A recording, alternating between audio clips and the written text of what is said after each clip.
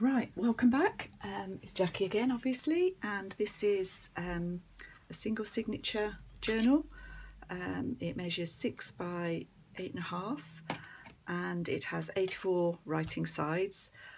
This is a full-on, pretty much full-on loaded fluffy journal, but everything can be removed if you don't like it, and I'll explain as I go along. So I've just got a pin on the side here with some ribbons tied on, and a boho bead and a little snippet charm, I call those.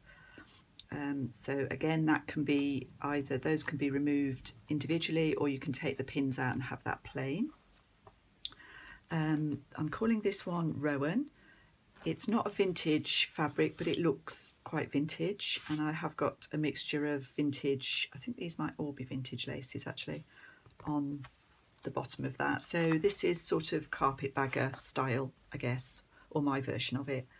I've got chiffon ribbon tying it together through some eyelets. I had to join the chiffon ribbon, so there are some little fluffy bits here. This is quite soft, but not as soft as some of the ones I use. So let's go inside. I've got a lot of things clipped in. As I said, they can be removed. And I have tied bits of the chiffon ribbon around the end of the paper clips. So all of these bits of ribbon can be removed if that's your preference. So in this one, I've got some fabric pocket and ruffle, some lace and a charm. This is some scrapbook paper.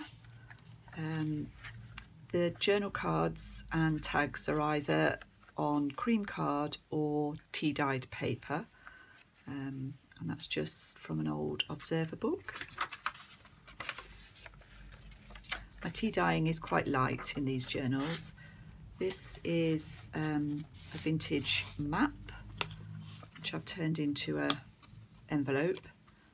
You can hear it's got a magnet closure, and there's a reproduction scanned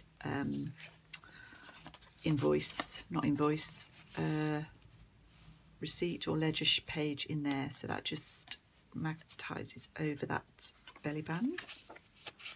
Got a few of these found quotes in this one.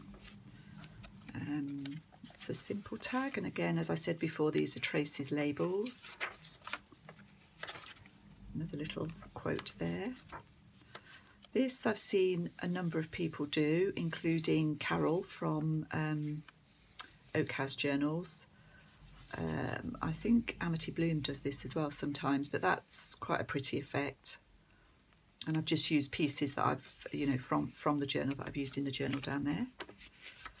This is a ruffle. It's a slightly different pink to this chiffon. I didn't have any more of this left, so I did want to put some fabric inside the journal. This is lace, a Mrs. Cog image over some lace and a vintage book page. This is just, again, I think this is an old, what's this? Botanical page, layered up with some muslin, some cheesecloth, and another Mrs. Cog image. I've got the Edith Holden. This is my favourite Edith Holden image, I think, out of all of them. I quite like the foxgloves as well, but this one is really pretty, so I'm giving it up. This is another journal card with a sort of lace tab on the side. Again, that was inspired by Carol from Oak House Journals. I've got a glassine bag here with a flower fairy image there, and inside the bag just a couple of fairly simple tags on card.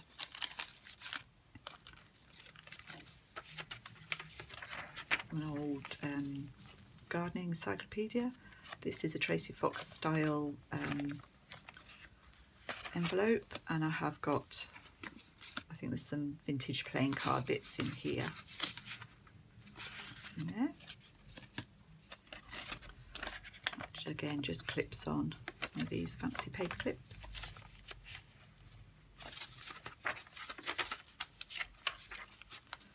This was something that I saw Angela Kerr do quite recently, and I quite liked that simple pocket idea. And this one, I've just put my favourite poem from the Edith Holden book, which is this. She's on the front, Golden Rowan of Mendoan.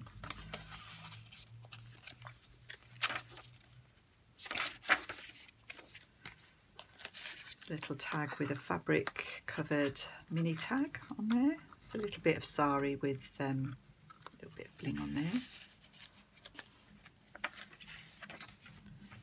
And this is a simple tag I've just laid up with a doily, a flower fairy image, and I think this is from a sticker from a Little Words sticker sheet. And then in the back I've got one of my tags from the vintage cigarette card album, and this is something I found in a junk shop, I suppose, sort of vintage shop.